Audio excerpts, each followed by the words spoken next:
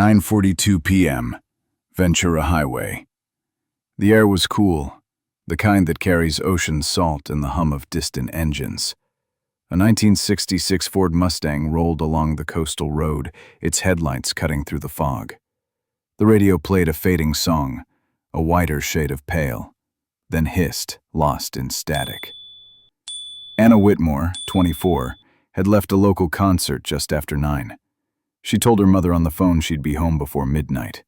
The call was brief, calm, routine. Nothing in her voice suggested fear. At 9:35, a toll camera caught her car passing south. 7 minutes later, the Mustang was found half-parked off the shoulder, engine still running, driver's door open. The headlights shone directly onto a narrow sand trail leading toward the beach. There were no footprints, no signs of struggle, and no purse in sight. A truck driver was the only one to report seeing anything unusual. A white figure, maybe a dress, standing by the roadside. He couldn't describe the face. By the time police arrived, the car's engine had stalled.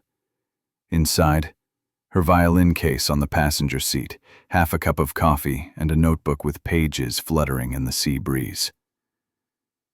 Investigators at first called it a breakdown. Maybe she'd walked for help, maybe a friend had picked her up. But the more they searched, the less sense it made. There were tire marks, but no matching tracks. The sand showed no drag lines.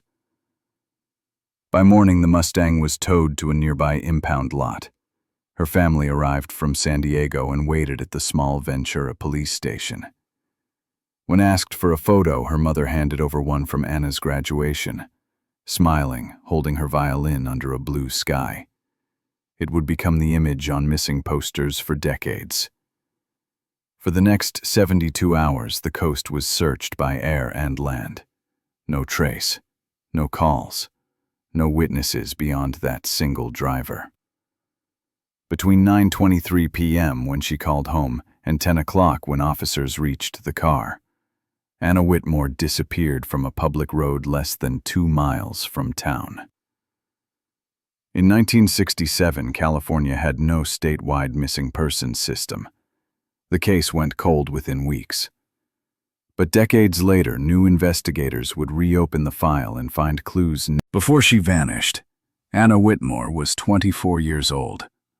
She taught music at Santa Rosa High School, in a quiet California town where the days moved slow and the ocean air drifted inland every afternoon. Her students remembered the sound of her violin echoing through the halls after class. Calm, steady, exact. She was the kind of teacher who stayed late, not because she had to, but because she wanted to finish what she started. She lived by the clock. Every morning began the same way. A cup of instant coffee, a half-hour drive down Main Street, the same parking space by the school's west gate. Attendance sheets, lesson plans, tuning pegs, attendance again. She ran her class like music itself, structured but alive. Colleagues called her punctual, polite, and quietly confident. One student later said, "You always knew where you stood with Miss Whitmore. Everything in its place." Anna grew up in Fresno, California, the middle child of 3. Her father worked as an accountant, her mother stayed home, and weekends meant long drives through the San Joaquin Valley to visit relatives. She wasn't wealthy, but she was raised to value precision and decency. She played the violin since she was 7, and by college she had earned a full scholarship to UCLA's music program. After graduation in 1965, she moved south to Ventura, a small coastal city she'd fallen in love with during her final year at UCLA. She once told her sister, "The ocean sounds like practice scales. It never stops." Ventura fit her rhythm. It was calm, organized, and close enough to San Diego to visit her family. Anna didn't keep secrets. Her personal records show a life with order but without extravagance. Her diary, found intact years later, listed her daily routines down to the minute. Lesson planning, laundry, phone calls, grocery runs. Every entry was checked off neatly. Police later used her own lists to confirm her last week's schedule. Even her receipts were kept in envelopes labeled by month, a detail that later helped investigators track her movements before she disappeared. Her social life was small but steady. She attended local concerts, taught a weekend youth class, and kept to herself. Her boyfriend, David Halpern, was a Navy petty officer stationed in San Diego. They'd been together 3 years, mostly long distance. He was deployed in early May 1967, just days before she disappeared. They exchanged weekly letters, many of which were found neatly tied in a drawer in her apartment. The last one from him, dated April 30th, ended with, "You're the most practical person I know. If something ever happened, you'd call first." The week she disappeared, nothing in her life suggested unrest or fear. Attendance records from Santa Rosa High show she taught every day. Her colleagues confirmed she appeared calm and focused.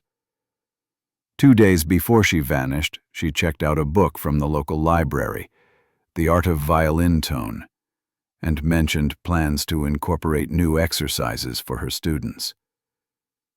Her bank account showed no irregular withdrawals. Her rent was paid, utilities up to date. The evening of May 12th began normally. Anna left a community concert at 8:55 p.m. with 3 co-workers, Grace Holloway, Paul Redding, and Evelyn Marks. They stood near the parking lot chatting about upcoming recitals. Grace later told investigators, "I offered her a ride home, but she said she'd be fine." She smiled. "That's the last time I saw her." Anna told them she'd stop for coffee and gas before heading home. At 9:10 p.m., surveillance from a gas station camera, grainy, black and white, captured her Mustang at Pump 2. She bought coffee and a pack of gum. She looked calm. At 9:23 p.m., her mother received a call from a payphone on Ventura Boulevard. Toll logs later confirmed the location. Anna's voice sounded normal. She said, "Don't worry, I'll be home before midnight." That would be the last verified contact. Police later found that the call lasted less than 2 minutes. The operator's note read, "Female caller, clear tone, no distress." From there, the timeline becomes a pattern of silence. Friends described her as cautious, the type to double-check a lock or call if she was running late. As we move forward, we'll break down that night hour by hour. The final timeline of a woman who should have made it home before midnight, but never did. Friday, May 12th, 1967, Ventura, California. The air was still, the kind of calm that settles before the fog rolls in from the ocean. Anna Whitmore had finished a spring recital at Santa Rosa Community Hall. She told her co-workers she'd head home right after the performance, a short drive along the highway, then south toward her apartment. She planned to make it before midnight. She left the hall at 8:55 p.m. Witnesses remembered her smiling as she said goodbye. One colleague, Grace Holloway, later told police she looked happy, like it was just another night. She said she wanted to beat the fog. Anna walked alone to her car, carrying her violin case and her purse. The lot wasn't crowded. The concert crowd was still chatting near the doors when her Mustang pulled away from the curb. At 9:10 p.m., her car appeared on a gas station security camera along Ventura Boulevard. The footage is grainy, black and white, flickering light, but it's unmistakably her. She bought a small coffee and a pack of gum. The cashier, a man named Richard Allen, later said, she looked normal, calm, like any other Friday night driver. That would be the last confirmed sighting of Anna alive. Minutes later, at 9:23 p.m., a call was logged from a payphone on Ventura Boulevard. The number traced back to her mother's home in San Diego. The call lasted 1 minute and 42 seconds. Her mother recalled every word. She said, "Don't worry, I'll be home before midnight." She sounded fine, just tired. Police later verified the call using toll records. At 9:35, toll cameras recorded her Mustang passing through a highway checkpoint heading south. She was less than 30 minutes from home. Around 9:42, a truck driver traveling the same route told investigators he saw a white figure near the shoulder, possibly a woman, standing beside a blue car with headlights still on. He didn't stop. He assumed it was a flat tire or engine trouble.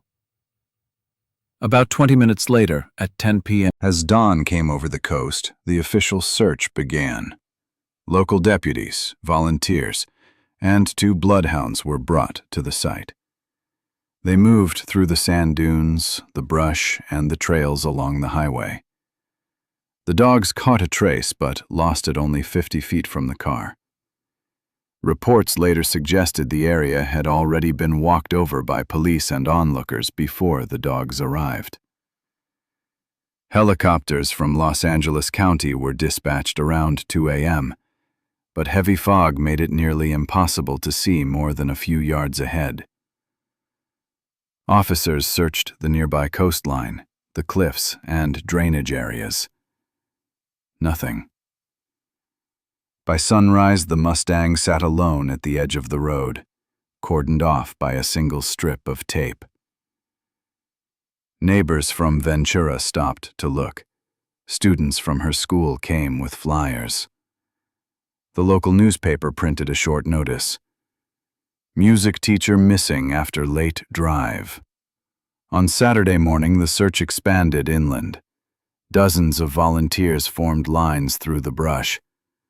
Fishermen checked the shoreline for anything unusual.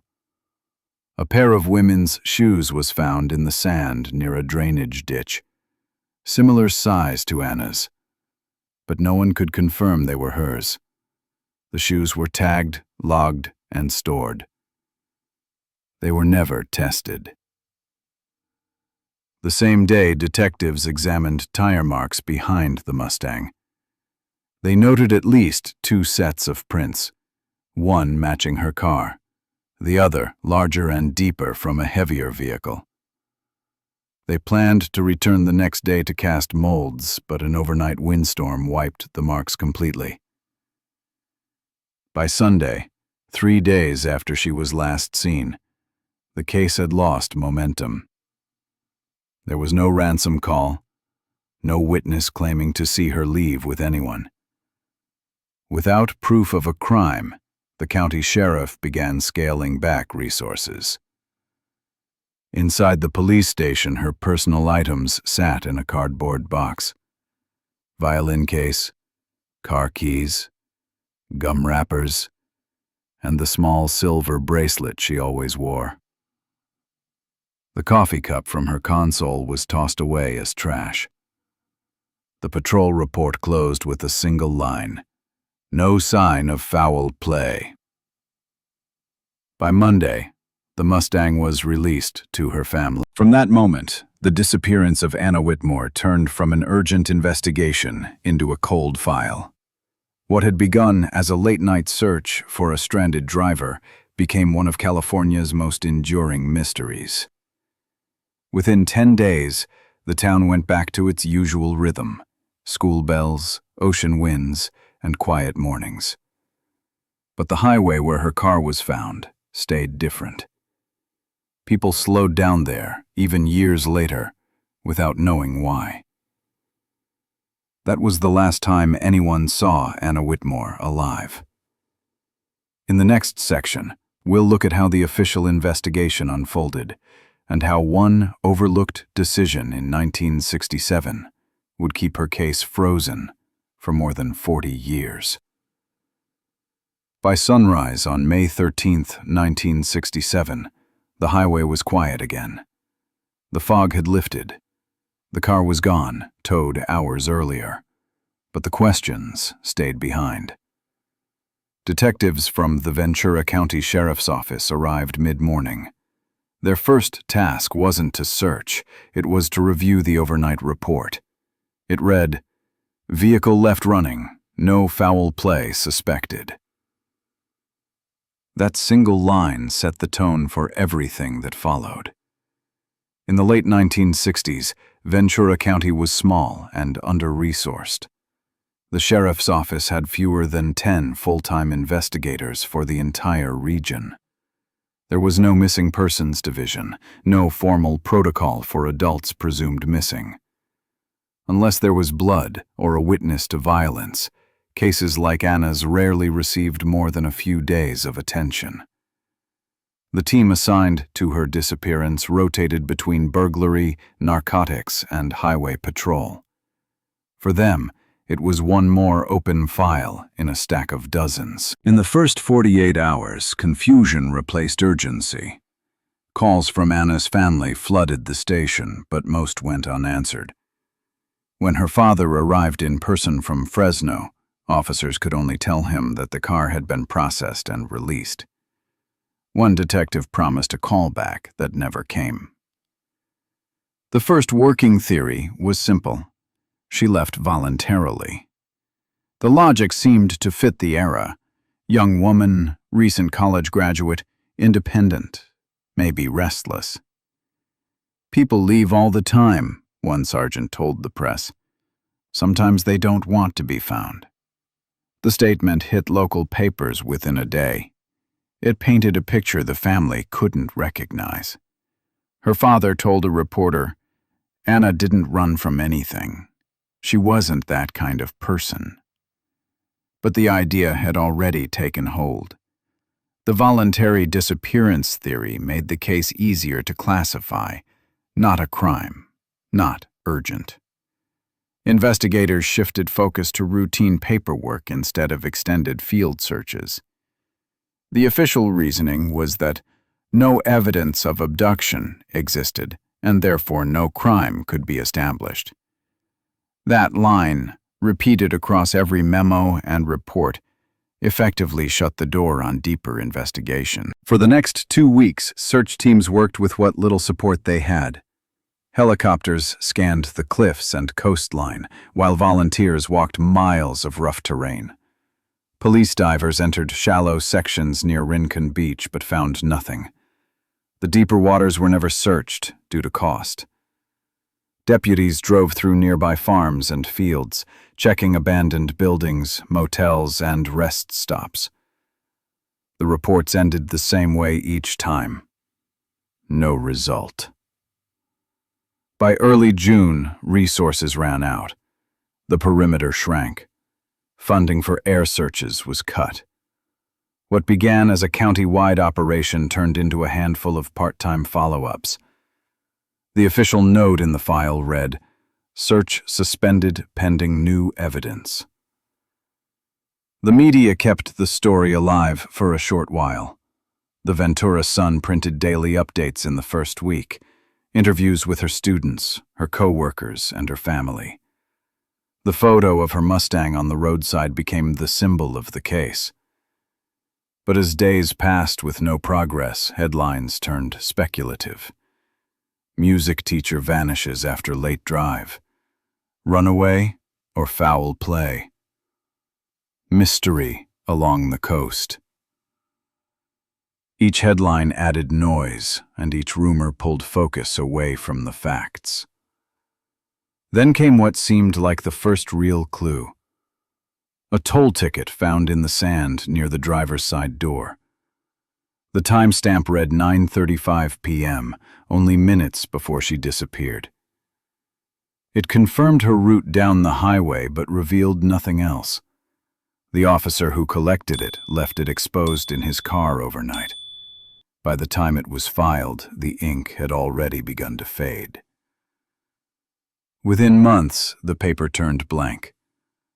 That ticket, one of the few verifiable links to her last movements. is missing from the current case file.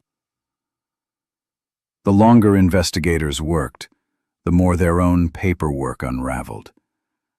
Evidence logs from 1967 showed inconsistent labeling. Objects moved between departments without signatures or custody dates. The violin, the coffee cup, and even the shoes found near the scene were shuffled through multiple offices. No one could later confirm where or when they were examined. Surfaces from the car were wiped clean before full prints. Meanwhile, administrative pressures built behind the scenes. That summer, the Ventura Sheriff's Office faced budget criticism for overspending on search operations and air patrol hours. Quietly, the department deprioritized open missing persons cases without evidence of a crime. Anna's file was one of the first moved to the inactive drawer. Official status: subject voluntary absence. Her family refused to let the case die. They placed reward ads in newspapers across the region, $1,000 for any verified lead. They drove the same highway weekly, stopping at diners, gas stations, and motels, showing her photo to anyone who'd look. One clerk in Bakersfield claimed to have seen a woman who looked like her buying cigarettes. Another in San Luis Obispo reported the same. Both were false leads. Each one brought hope, then disappointment. By 1968, the case was fading from public memory. Her students graduated. A new teacher took over her class. The missing posters, once bright white, turned yellow from the sun. Calls from the family went unanswered. The official line stayed the same: no new information. By 1969, after 2 years without progress, Sheriff Harold Stone signed the final update. The document was only 2 sentences long. Subject remains unlocated. Case inactive pending new evidence. The file was boxed, labeled Case 67-11, and stored in the basement records room alongside other unresolved cases. Inside were a handful of photos, the toll ticket envelope, and a typed note that read, "Reopen upon new lead." That note would sit untouched for nearly 40 years.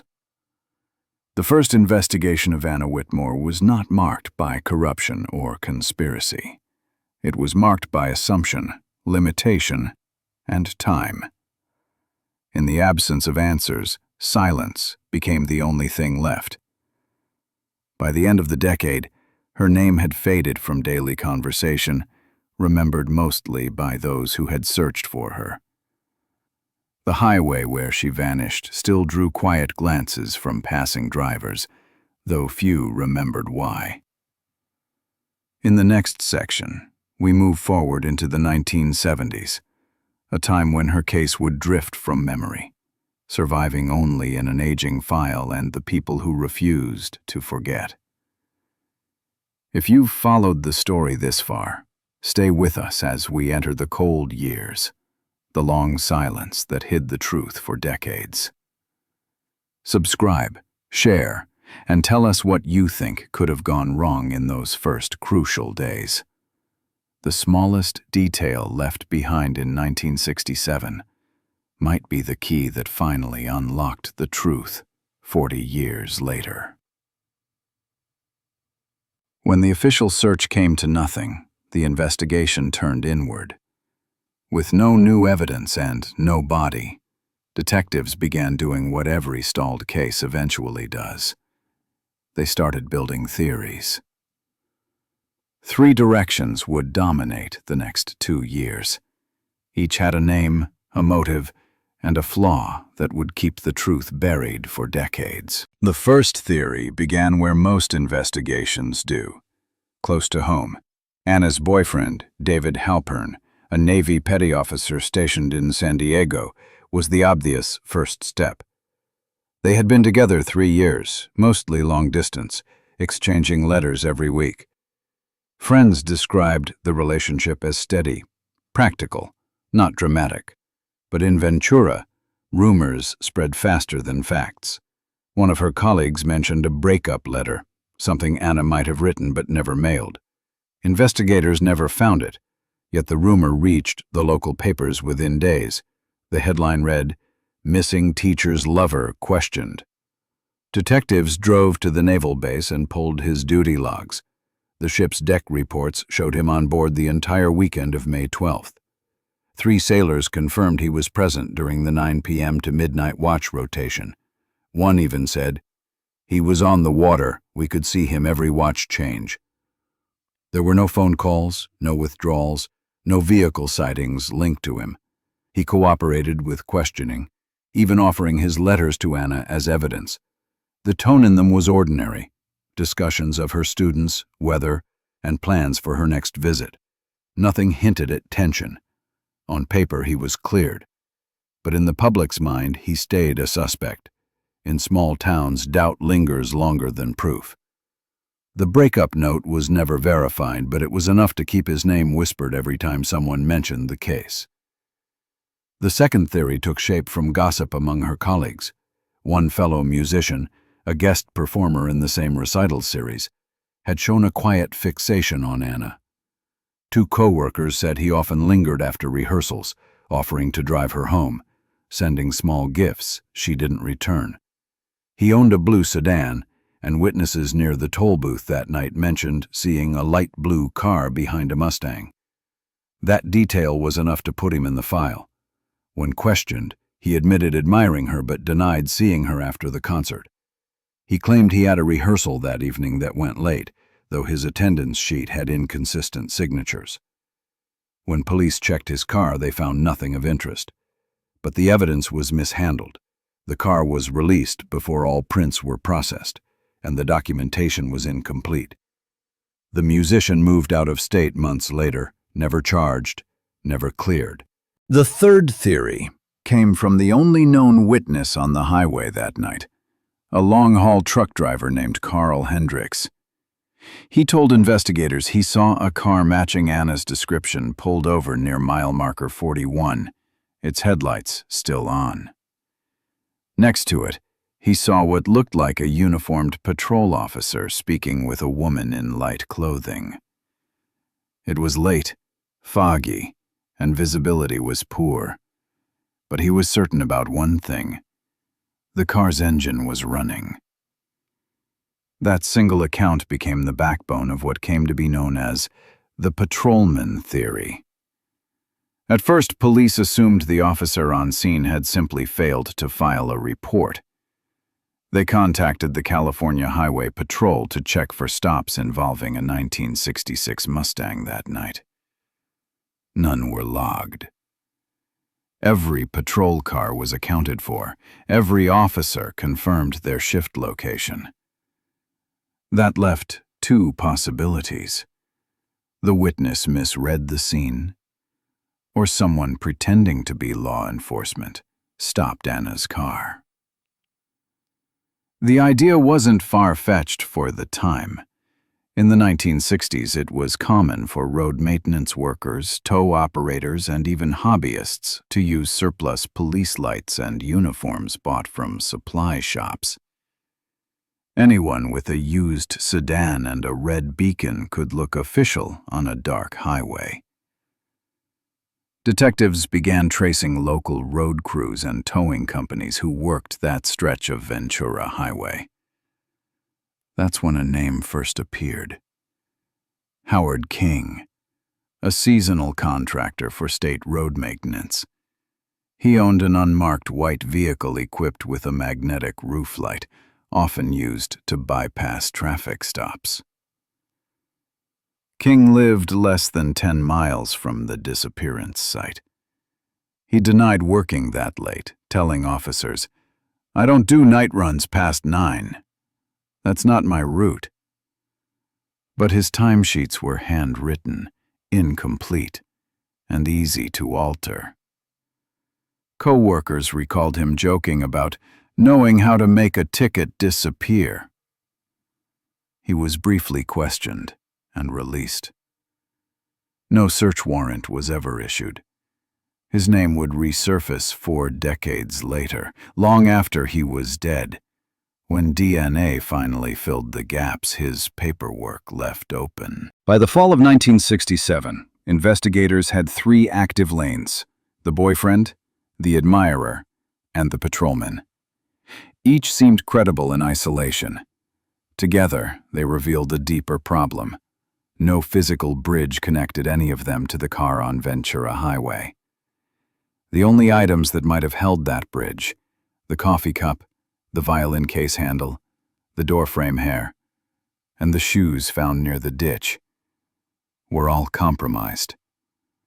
The fingerprints were partial. The shoes were logged but never tested. The toll ticket faded until it was unreadable. It wasn't that investigators ignored evidence. They simply didn't have the tools to make it speak. Forensics in the 1960s relied on fingerprints, handwriting, and witness memory. DNA wasn't a concept. Chain of custody rules were loose. Samples that could have solved the case decades earlier were handled, bagged, and forgotten. As months passed, public opinion began to fill the silence. Some believed the boyfriend had snapped under strain. Others were convinced the admirer had followed her from the concert.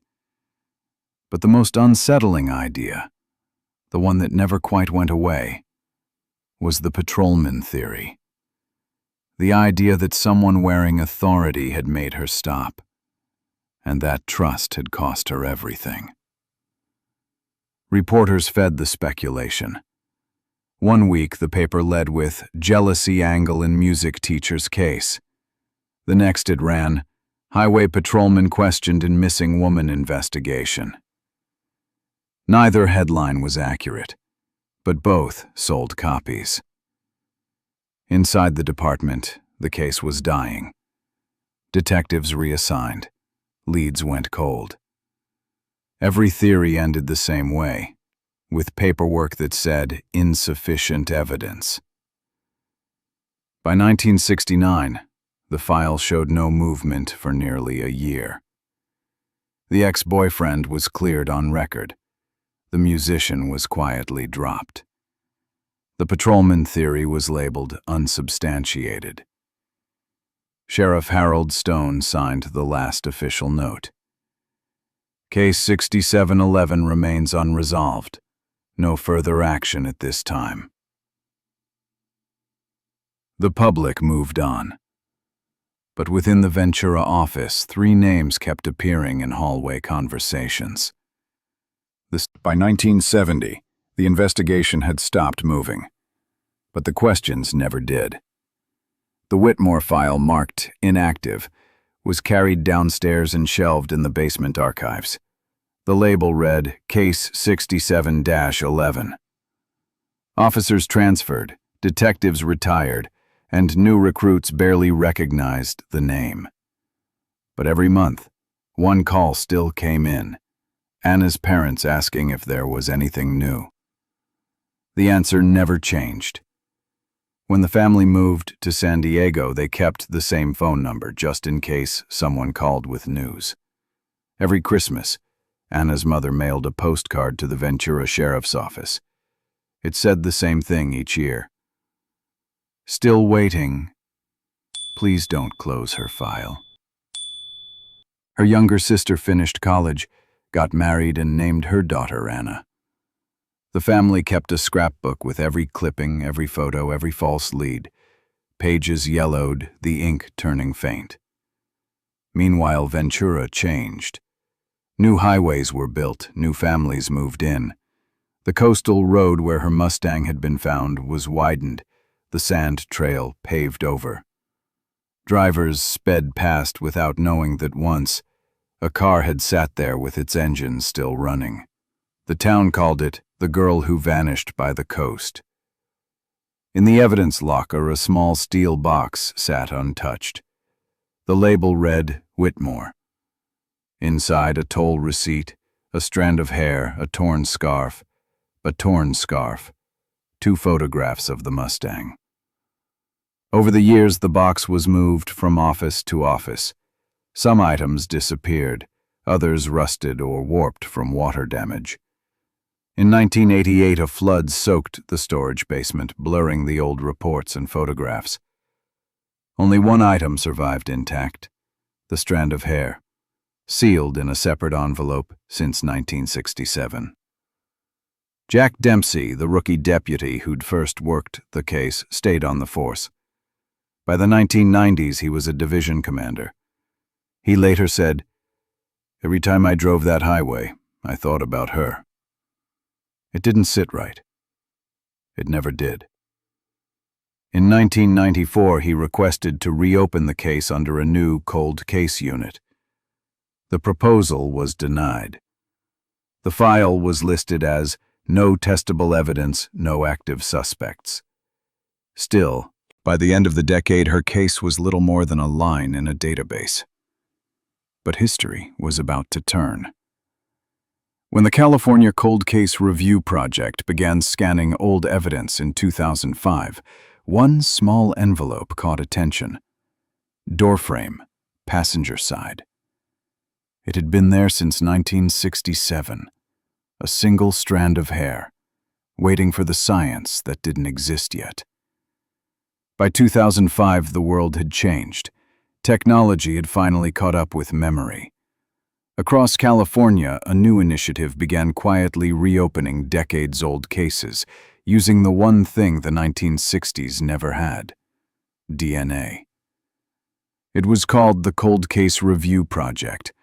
Hundreds of boxes were pulled from archives, some older than the detectives reading their labels. Among them sat one file from Ventura County. The tag on the front read, Case 67-11. Whitmore, Anna. Inside was a small envelope, sealed since the night she disappeared. The handwriting on the label was faded but still clear. Doorframe, passenger side. The envelope had never been opened since 1967. Inside lay a single strand of hair, thin, almost invisible. At the time, investigators dismissed it as nothing. Probably hers, the report said, possibly contamination. But in 2005, forensic analysts saw something different. To them, that strand wasn't useless. It was a potential source of what they now called touch DNA. Skin cells so small they couldn't even be seen, but strong enough to speak after decades of silence. The lab in Ventura didn't have the equipment to extract such delicate samples, so the envelope was shipped to the Department of Justice DNA unit in Sacramento. There, technicians opened it carefully, using sterilized instruments. The first 2 tests failed. The cells were too degraded, the sequence incomplete. But a new amplification process, something that hadn't existed 5 years earlier, brought results. What came out was partial, but clear enough. Male DNA. It didn't match any of the men tied to the case. Not her ex-boyfriend stationed with the Navy, not the musician who'd been questioned, not any name in the state's offender. Investigators went back through the 1967 files and found it buried in a footnote. A road maintenance worker named Howard King, briefly questioned after the disappearance.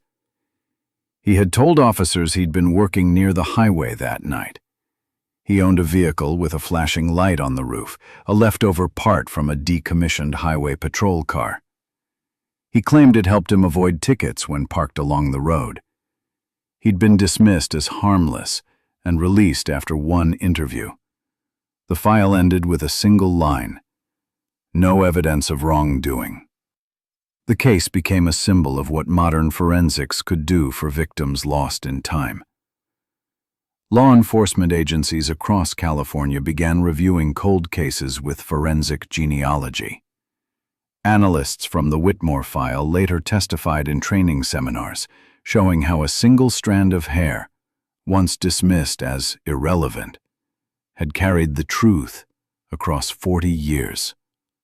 One technician said, The data didn't just find a name. It proved that time doesn't erase truth.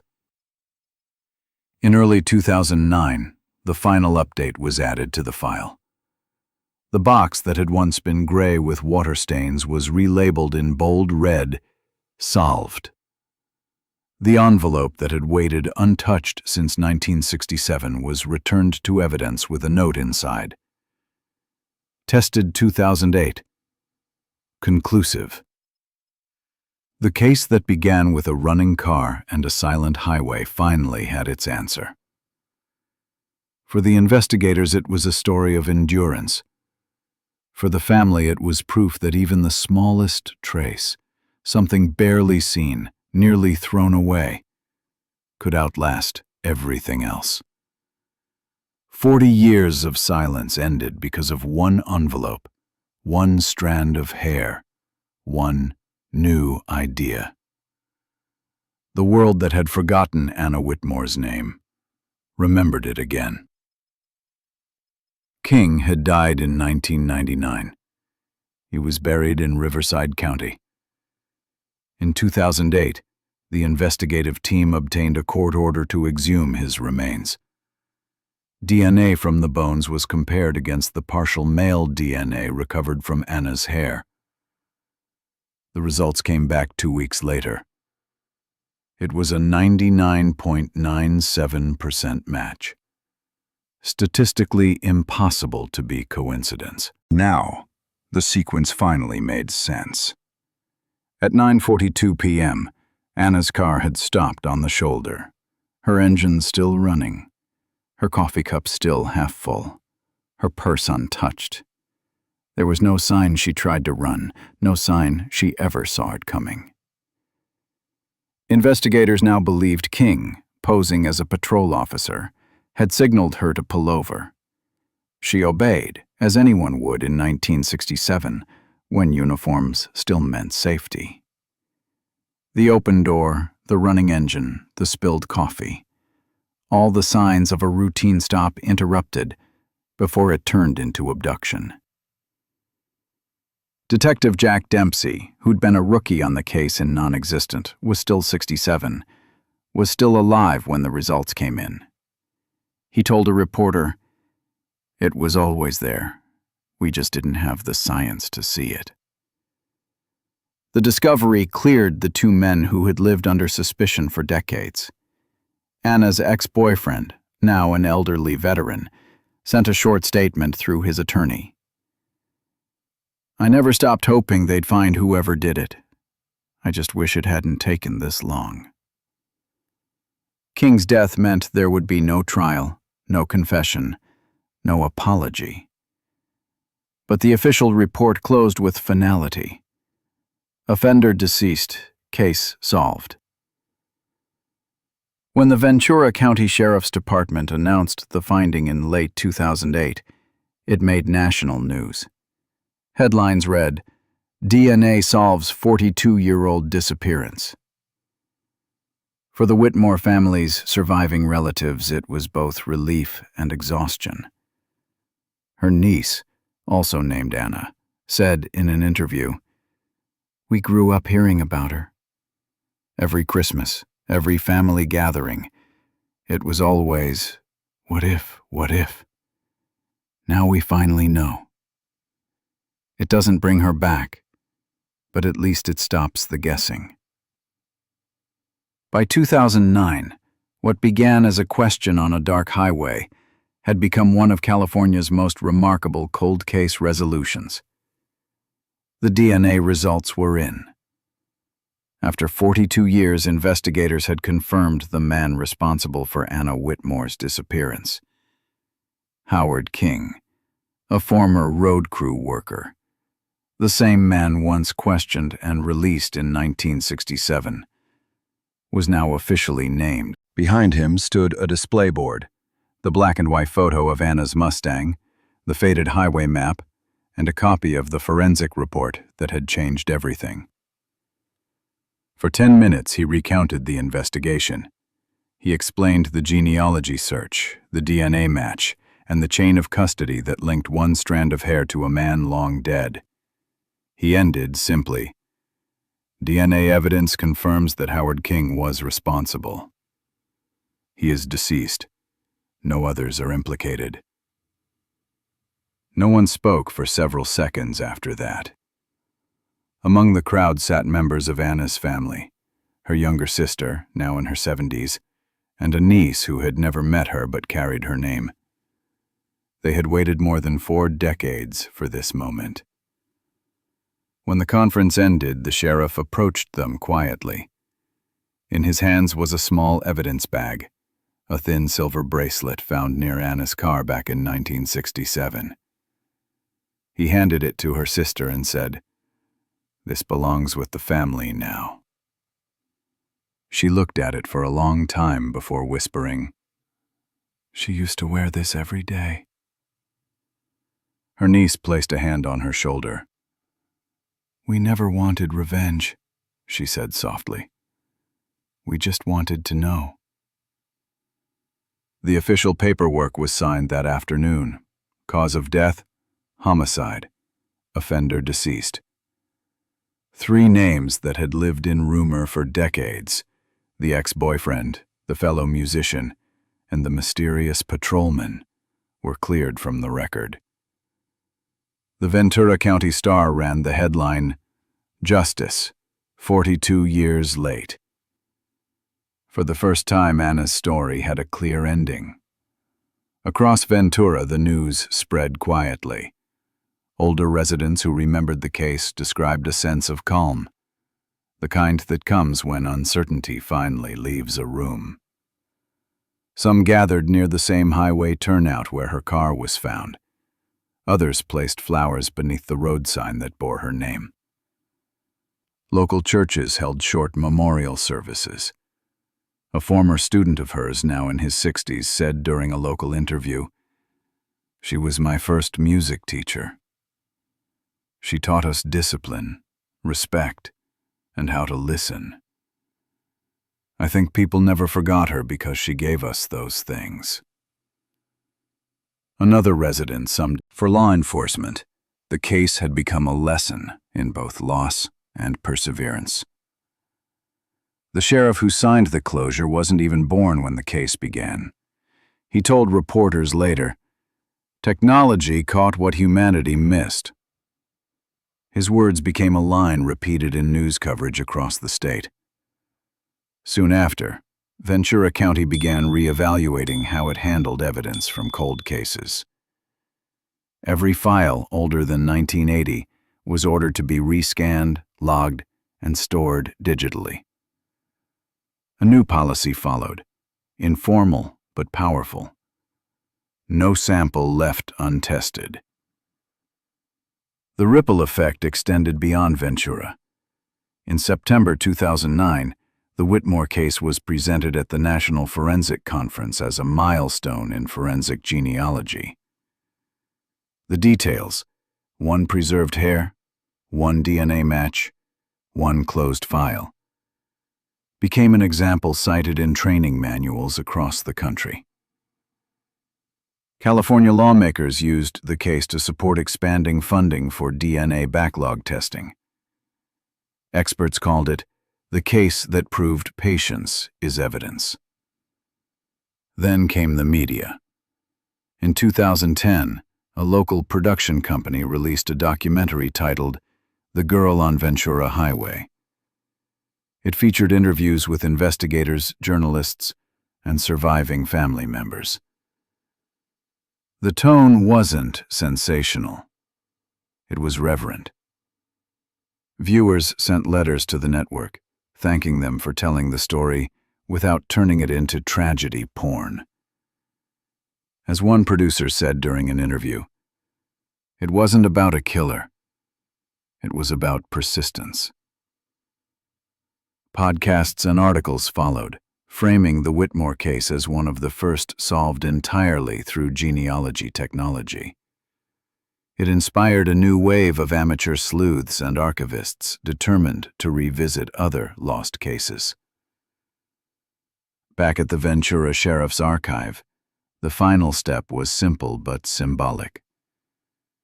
The old steel evidence box, the one that had survived a flood, 3 office transfers, and 40 years of neglect, was resealed. A red stamp marked the front. Solved. The final line in the record read, "Closed after 42 years. Evidence retained for historical preservation." For the Whitmore family, the moment of closure felt final but peaceful. Her sister said during a TV interview, "It took us most of our lives to get here. Now we can finally stop asking what happened." The truth had arrived long after grief had faded, but it arrived nonetheless. The outcome didn't rewrite history, it simply restored it.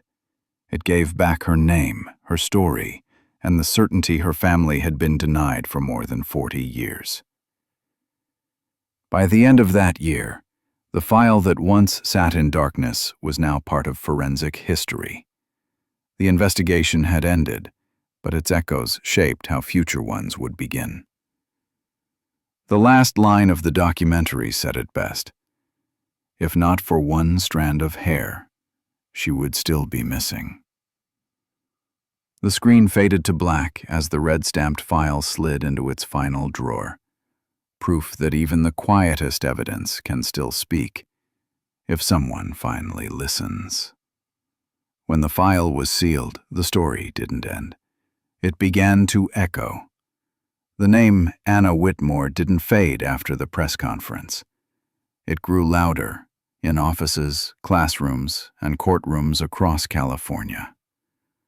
42 years of silence had turned into a lesson. What happened to her became a blueprint for how to stop it from happening again. Inside the Ventura County archives, change began with something simple: a new tagging system. Every file older than 20 years had to be reviewed. Every sample had to be logged and tested. No more boxes gathering dust. One officer said later, "Her case didn't just close, it opened everything else." By 2010, the California Department of Justice issued a new policy. Its first line read, "No sample left untested." All counties were required to digitize and audit cold cases from before 1980. The Whitmore file was cited in the official memo as proof of forensic value in degraded evidence.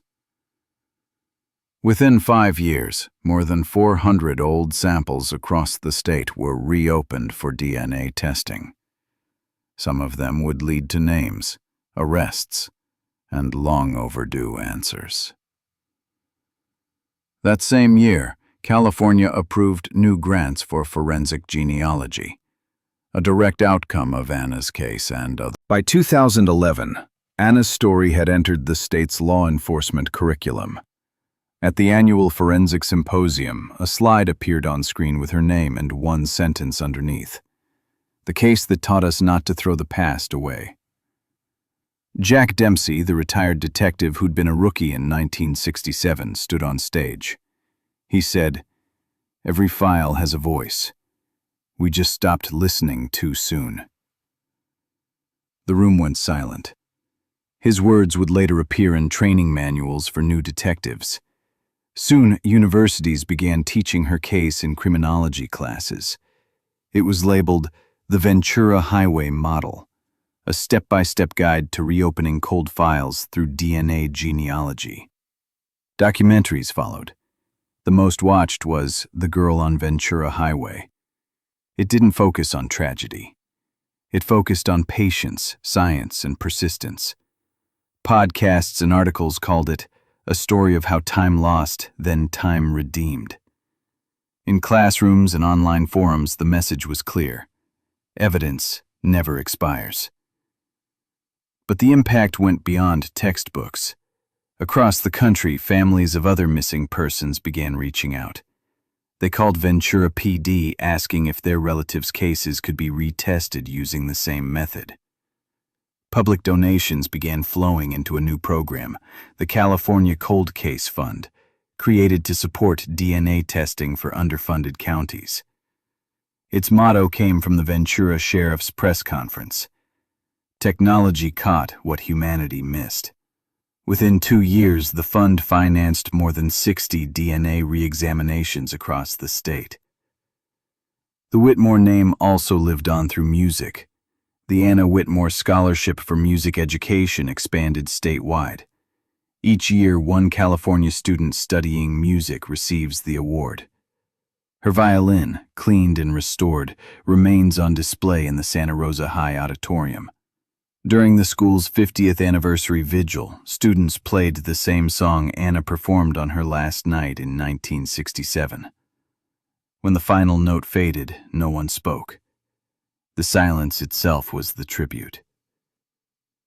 In the digital age, her story became permanent.